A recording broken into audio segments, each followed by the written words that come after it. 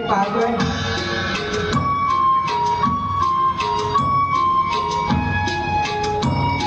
हा द्वितीय अभ्यास लक्षित दंड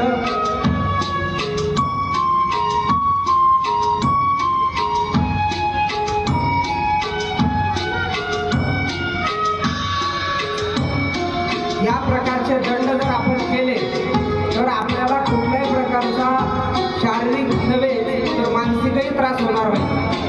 असे फार सुबद्ध आणि रचनाबद्ध व्यायाम आहेत आणि याला वयाची मर्यादा नाही।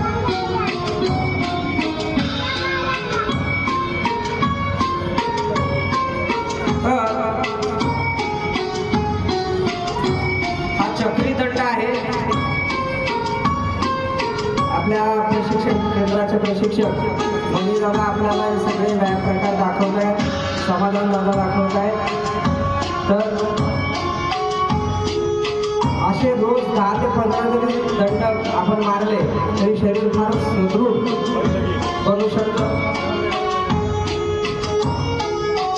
या भारतीय बैठका आहेत मल्लविद्येमध्ये याचं असाधारण महत्त्व आहे। मल्लविद्या म्हणजे सुस्तावलेलं अतिजड आणि लठ्ठ शरीर नसून चपळ गतिमान आणि गतिशील शरीर अशी भारतीय ज्ञान संहितेमध्ये त्याची व्याख्या केलेली आहे। वशिष्ठ संहिता म्हणजे महर्षी वशिष्ठ जे आहेत ते प्रभू रामचंद्रांचे गुरु होते, म्हणजे अयोध्येचे राजे जे आहेत त्यांचे कुलगुरू।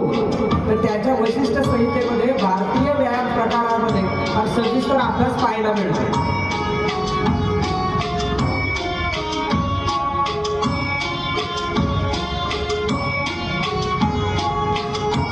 असे वेगवेगळ्या प्रकारे आपण दंड बैठक मारू शकतो। ही हनुमंती बैठक आहे।